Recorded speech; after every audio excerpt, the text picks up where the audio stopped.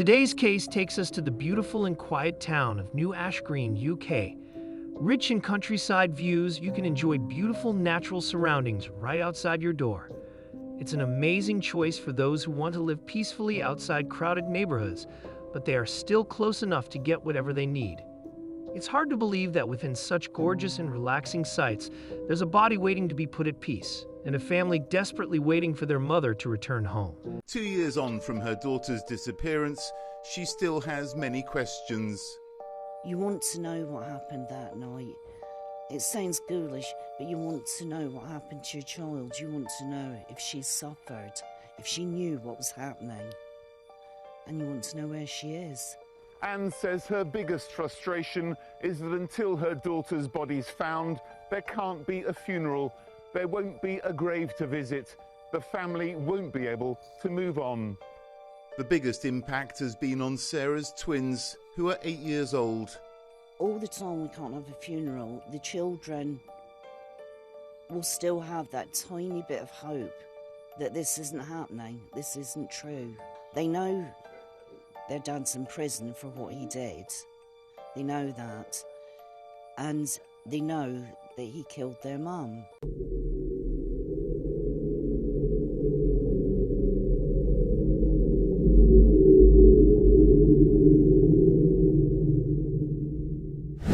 Hey, guys.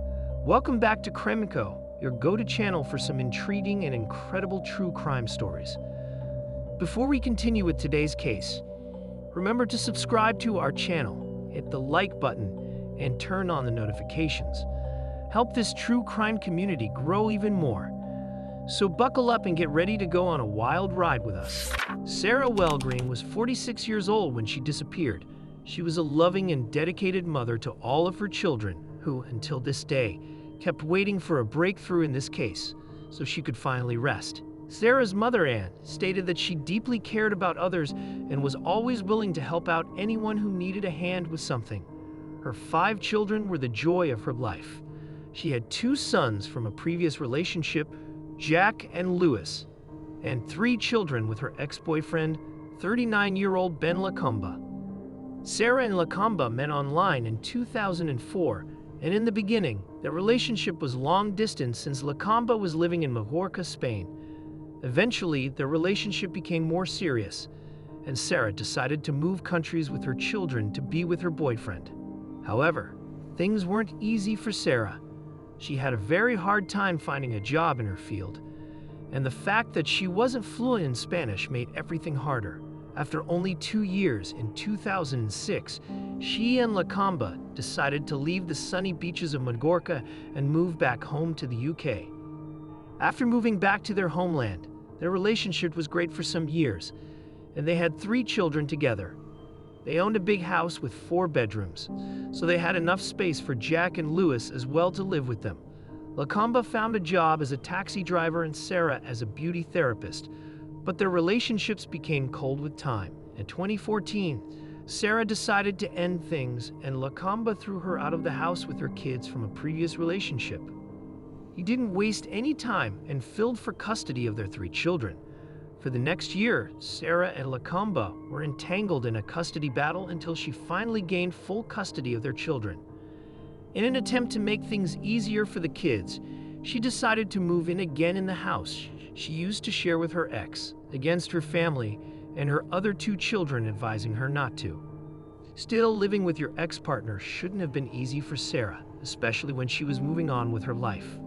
Around 2016, Sarah began a relationship with a man called Neil James. Although they were on and off due to Sarah's issues with Lacomba, they were pretty serious by the time she disappeared. She had raised concerns about her ex and how their living arrangements were taking a toll on her. She was done with Lacomba's antics and bitterness, so she was silently planning a way to get out of that situation. Around mid-July 2018, Sarah got in touch with a mortgage broker. She had been working hard not only for her children, but also because she was trying to earn enough to buy out Lacomba's share of their house. A month later, in August, the broker sent her a quotation to which she agreed and decided to proceed. Finally, in September, she got the news that the mortgage was approved. Some days later, she applied for a job as a business development manager. And in October, she not only got the job, but it also came with a pay raise and a company car. Things were looking up, and Sarah was thrilled. She had finally gained more financial independence and had the house for herself and her children. On October 9, 2018, the night she disappeared, she even texted a friend of hers with, "There is always something to look forward to. You just need to open your eyes a bit more and dream." Sarah was filled with joy and happiness. She had every reason to be so. That's why her disappearance didn't make sense at all. The next day was extremely important because it was one of her children's birthdays, which she had carefully planned for. Her boyfriend James texted Sarah in the morning, but she didn't answer. He thought that maybe she was busy with her son's birthday. But as hours passed by, there was still silence from her. So he decided to contact Lacomba to check if he'd seen her. Her ex said that he assumed Sarah was with him because he hadn't seen her either. At that point, James called Sarah's family and told them that he had been trying to reach Sarah since the morning but had been unable to make contact. Sarah would occasionally forget to charge her phone or leave it in her car, so her mother decided to contact her as well, but she was unable to reach her. One of Sarah's sons also tried to contact her mother via text messages, social media, and her work phone, but received no answer. This was very unusual of Sarah, and they were scared that something might have happened to her.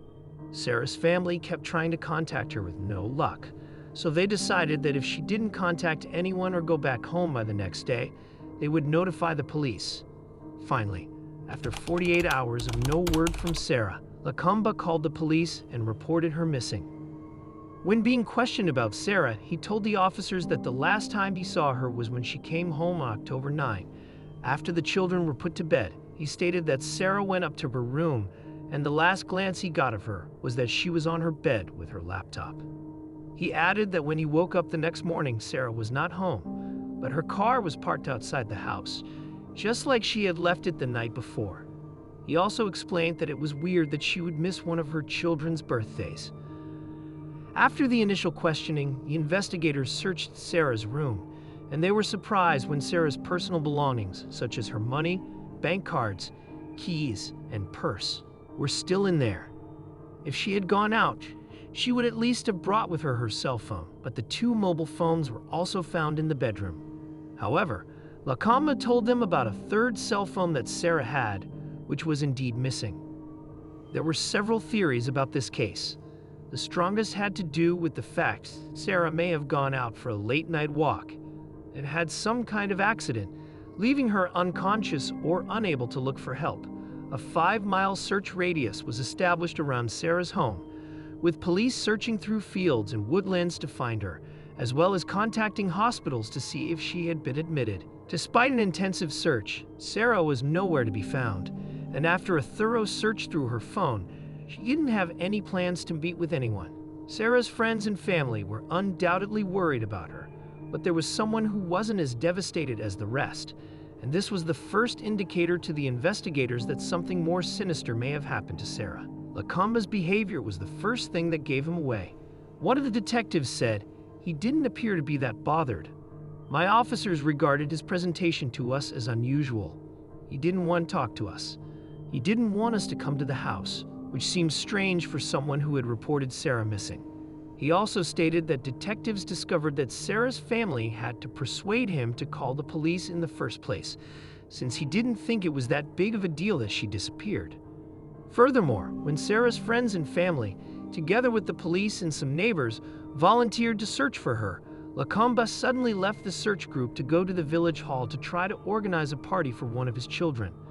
A few days after Sarah's disappearance, he also tried to get a court hearing to get primary custody of the 3 children he had with Sarah. To make matters worse, Lacomba refused to let Sarah's oldest children from a previous relationship visit their siblings and had taken the youngers to his aunt's house to enforce this. These examples were only the tip of the iceberg, but convinced the investigators that they needed to further question Lacomba, especially after they discovered a breakthrough in the case. In his original statement, he told the police that he had been sleeping throughout the night of October 10 when Sarah went missing. But the police was able to debunk that statement thanks to the recording of nearby cameras. Over 15,000 hours of video were thoroughly analyzed, and they discovered Lacomba's lie. At around 2 a.m. on October 10th, CCTV cameras captured a car driving around through some dark lanes. One of the photos depicted the car with a logo on its driver's side door. This got the investigators' interest since it resembled the car that Lakamba used for work, a red taxi with a logo on the driver's door. To be sure, they'd hired an expert to compare his vehicle to the one in the video, and he was able to determine that the footage depicted Lakamba's car. Around 2 hours after being captured on CCTV, the same car was seen returning its way back.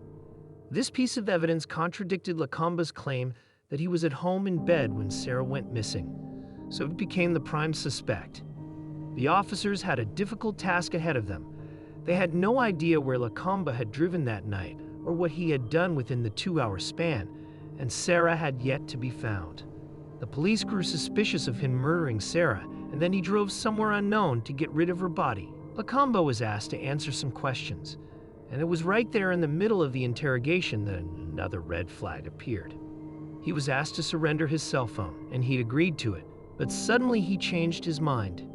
According to the police, he told them that he'd see us the next day, that he'd come to the station and would hand us his phone then, but needed to do some things on his phone first. He did get to the police the day after and handed in his cell phone, but it was later discovered that the day before he got rid of his phone by throwing it into the Thames River and bought a new phone, just like he had, and put in it an old SuspectS card. This was extremely suspicious, and Lakamba's excuse was that he had some unsent messages to Sarah that he didn't want them to read because it would be used against him in court for the custody of their children.